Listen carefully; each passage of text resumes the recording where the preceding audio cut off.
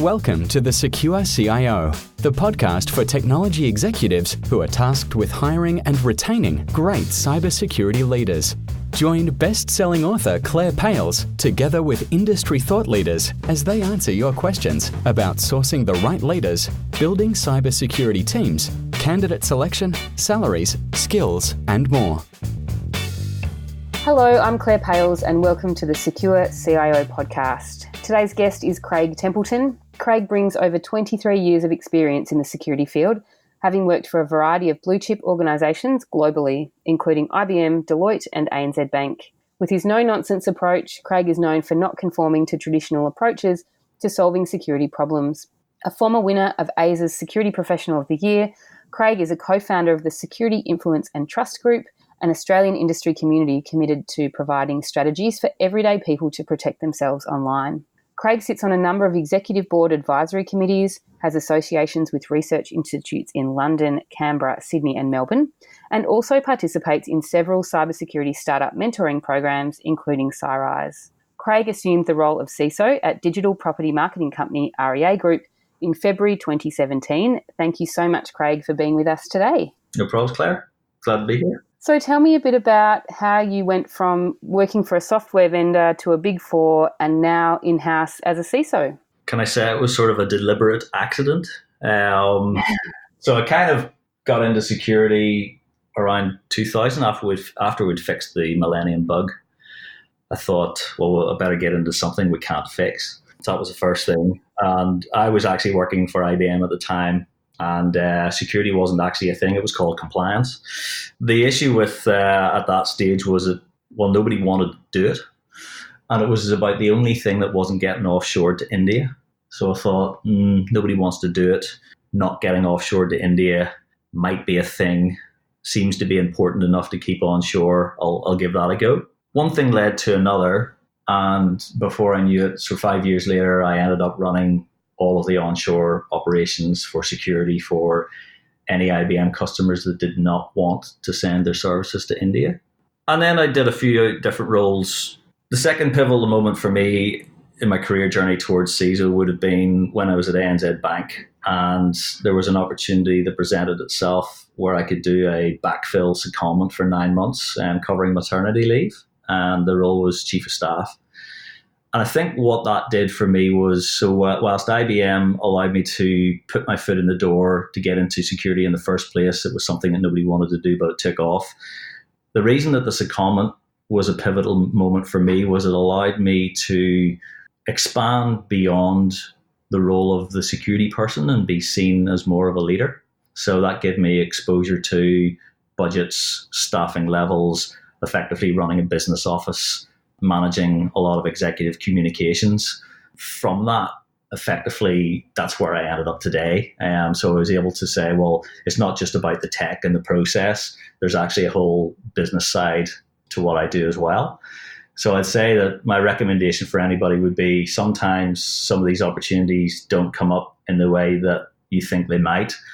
I talk to a lot of people about the career pathways, and I talk about secondments, and I talk about sideways moves, and sideways moves sometimes are seen as like this weird purgatory where it's like, oh, well, if I move sideways, I'm not continuously growing upwards, therefore I may never get out of that. I'm like, oh, well, your career is not meant to be like a blade of grass where you just keep growing up. Your career is kind of, I would characterize it as being like a tree. There are many branches to the tree, and you want to put down firm roots as well, because if you keep growing up like a blade of grass, eventually the lawnmower will come and cut your head off. Usually called a reorg. So you need to be resilient within yourself to withstand organizational and structural change within businesses. My top tip, I suppose, the thing that served me well is taking more of that tree analogy where you have many branches effectively to your skills and your experience. You can weather the storm more effectively as a tree than you can a blade of grass.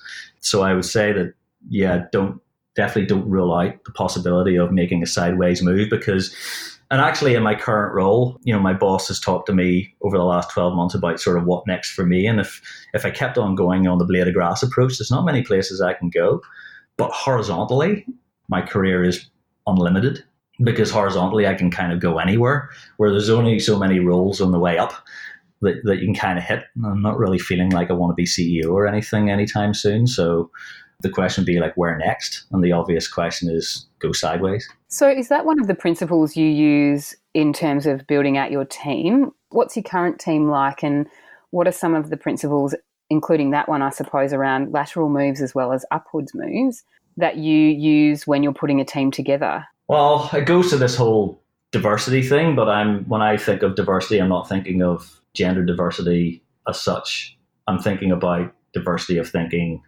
What are the disciplines, or what are we lacking, in the team? So, for example, I recently hired an engineer into the team who doesn't come from an AWS or cloud background.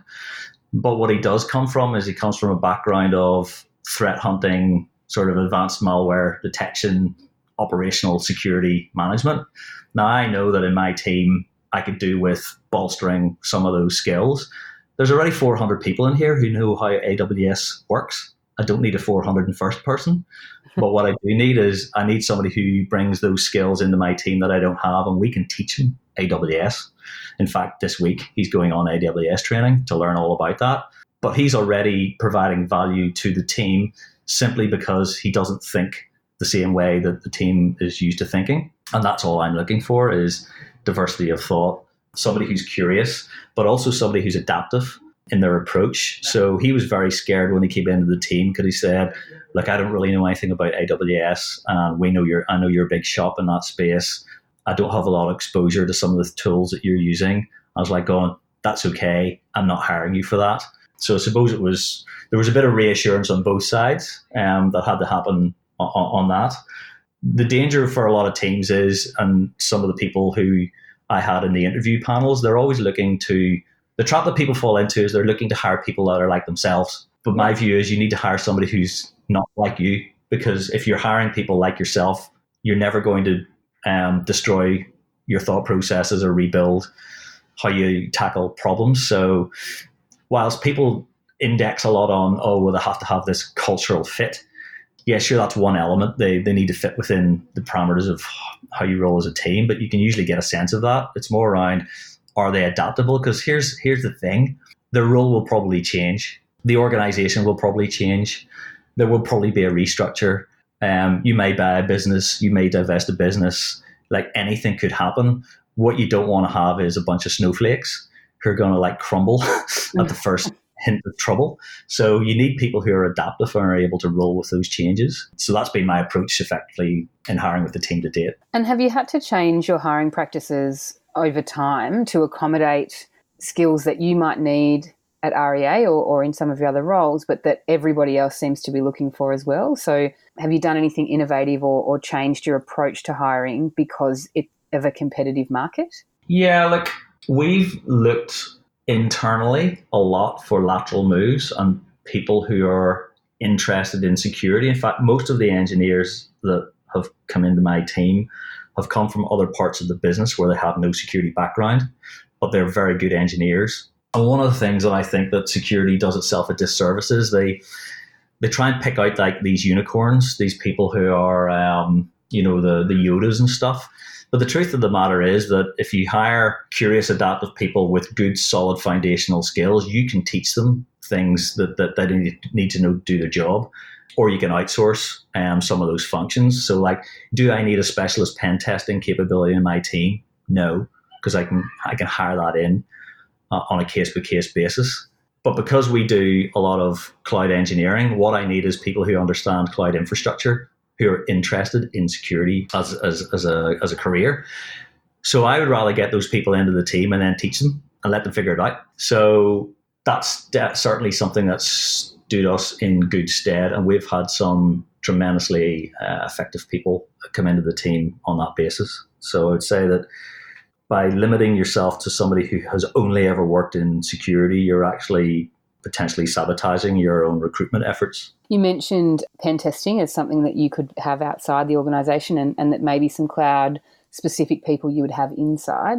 Is there any other skills or roles that you've got an opinion on of what should be within your business and what you really can leave to consultants? I think that, again, this is my opinion, anything that requires specific business context is probably better off in your team. Anything that doesn't require a whole lot of business context to execute, is repetitive or commodity, could probably be outsourced. To give you a great example, so over the years, there's been a heap of people who have outsourced their security monitoring to MSSPs. I'm not a fan. I think that, frankly, those services create more problems and generate more noise and questions than they answer. I mean, okay, you've got an eyeball on an event, but generally speaking, all that raises is more questions because they lack context.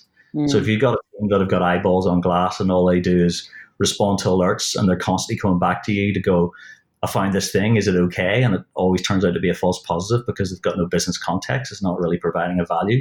So for that reason, we've chosen to do our operational security monitoring in-house. But for things like pen testing, where you don't really need any business context, in fact, I want you to think like a hacker in terms of a black box. Why wouldn't I outsource that to somebody?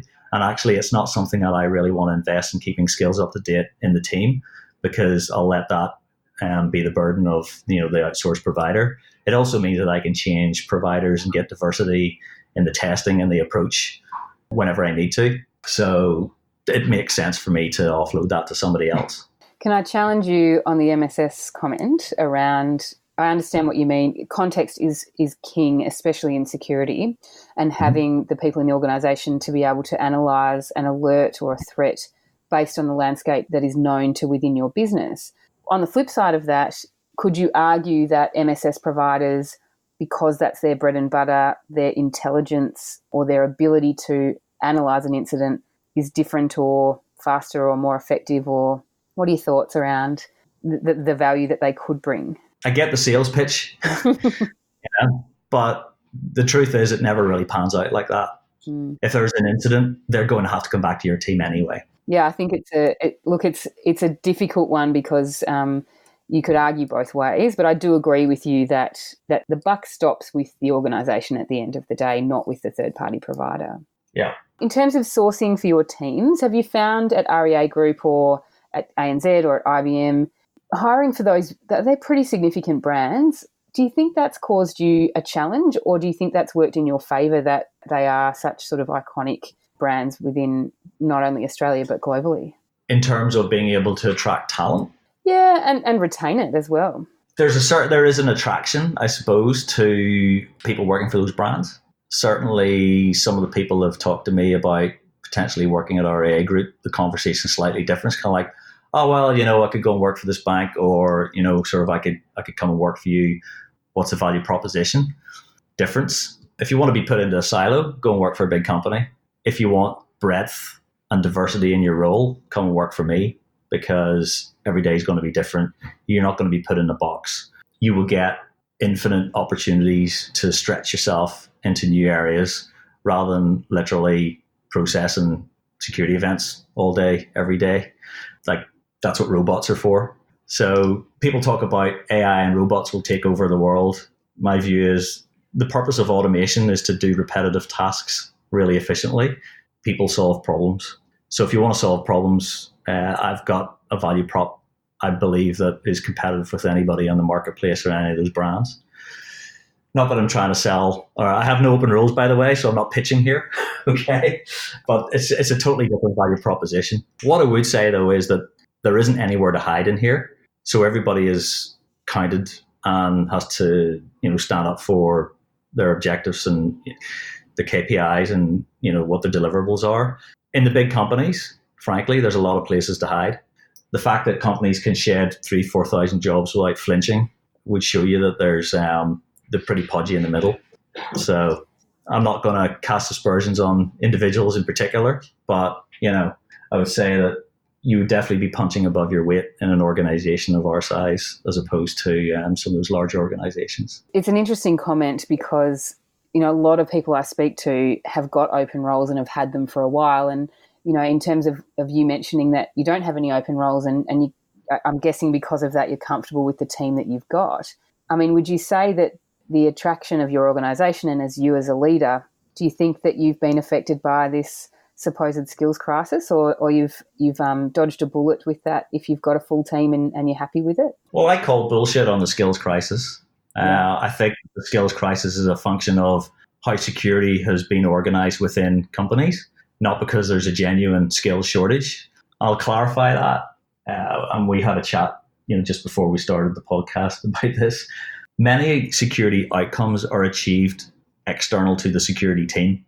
Many of the things that we need to achieve to get those outcomes are not controlled directly by the security team. So to have only a silo of people who are accountable and being measured on security doesn't make any sense, because how are you supposed to get security at scale within an organization if it's being directed by the special ones, effectively? So in an expanded remit at REA Group, I've taken on architecture platforms and cloud engineering. We're called the Space Team. So that stands for Security Platforms, Architecture and Cloud Engineering, which makes me Space Commander. Well, let's not dwell on that, because saving the galaxy is a big job. So I had 9 people in the team, ostensibly called the security team. Now I've got 55 people in security. So I've just quadrupled my security team. But that doesn't mean that the primary role of this team has now become security, because it hasn't. Here's the thing. They were always delivering security outcomes anyway. It just wasn't their primary focus. Actually, if you look at a lot of the things that security teams have to do, is driven through other teams.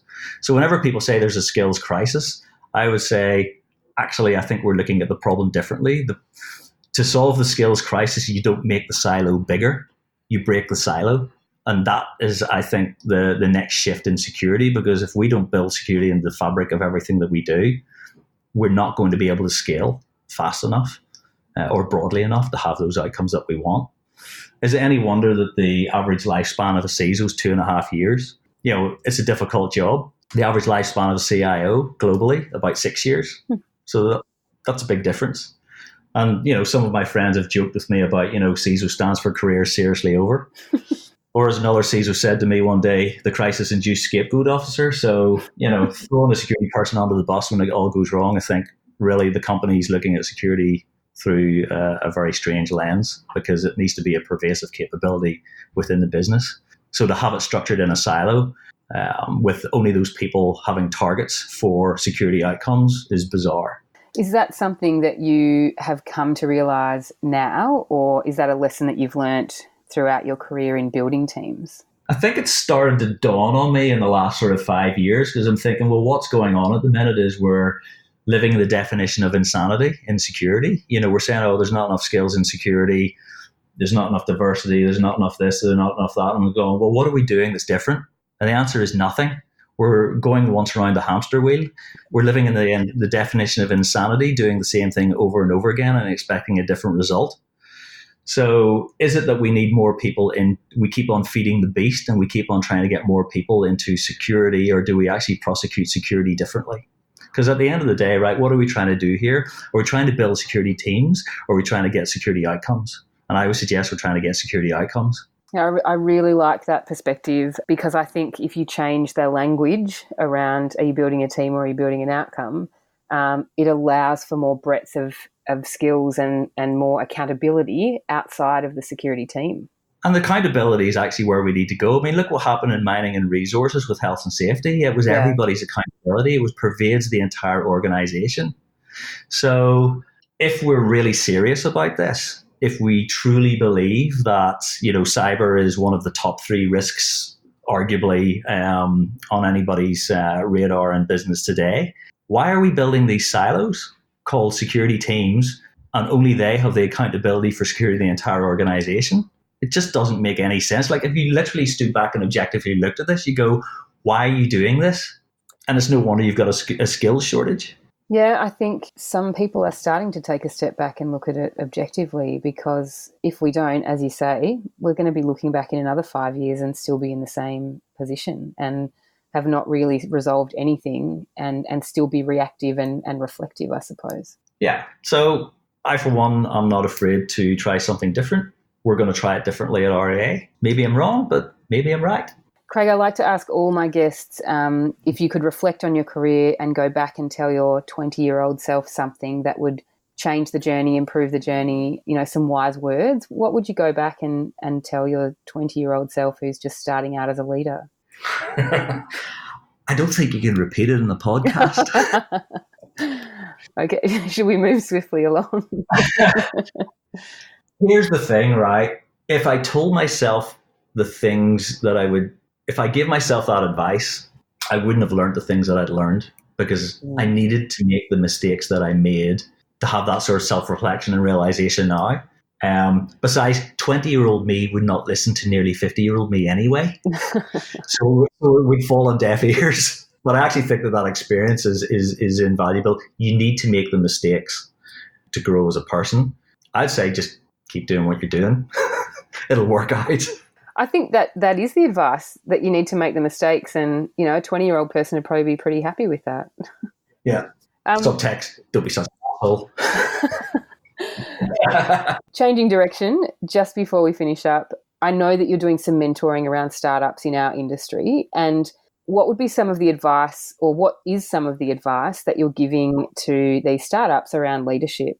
Oh, I don't know that it's strictly speaking directed at leadership, more around how they're approaching the market. So one of the things I talked about with the CyRise cohort was around understanding who your competitors are, because people will be continuously comparing to you. So you need to know where you stand with their products, but don't take the approach from a sales perspective of coming in and telling me how rubbish the competitors' products are, because I don't care.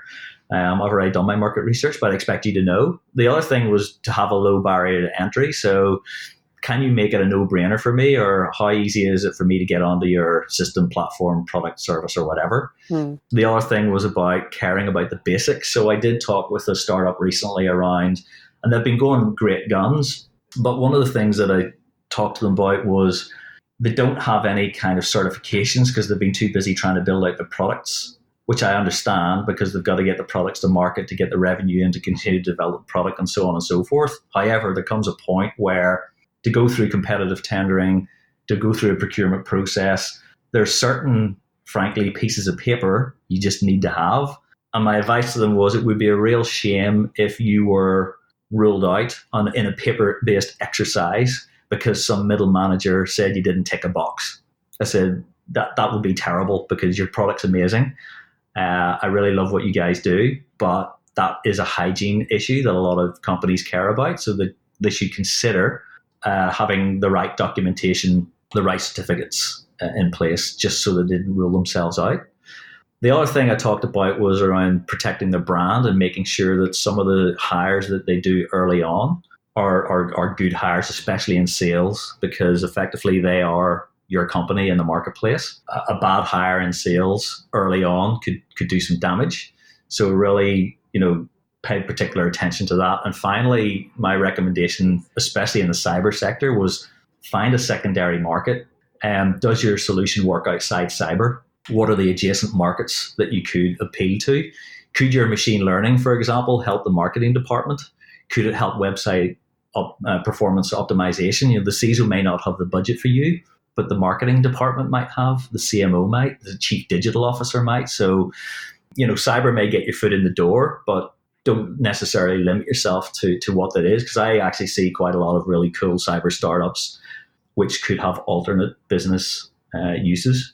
So I suppose those would be my five tips for the startups that I've spoken to recently, which is know your competition, have a low barrier to entry, care about your basics, protect your brand reputation, and find another market for your product. I mean, I think that, yes, some of those are hygiene, but I think some of them are about being not only leaders as people, but leaders in our industry and definitely the leaders of tomorrow. So, I think you giving your time to those people is completely invaluable to not only the industry, but also their individual journeys. Craig, how can people find out more about you, connect with you? Are you on social media? What's the best way for people to know a bit more about Craig Templeton? I am on LinkedIn, but if I have never spoken to you, there's a 99% chance I may not respond to you. I'm not on Facebook. I am on Twitter, but I kind of lurk. I only use it to read news. I don't generally comment on a lot of stuff. I've got a pretty big network though, so introductions go a long way, but you can still tap me up on LinkedIn. If I don't think you're too much of a stalker, I might say hello. Perfect. Well, thank you so much for your honesty and your advice and your laughs. And I really appreciate your time, Craig, and look forward to chatting with you again. No problems. Thanks very much, Claire. That's all we have time for today. Thanks so much for listening. For more information on all our guests, check out the show notes at thesecurecio.com, where you can also find more information on the Secure CIO framework and sign up for my newsletter. If you loved the show, please subscribe to the podcast and feel free to leave me a 5-star rating. I'll see you next week.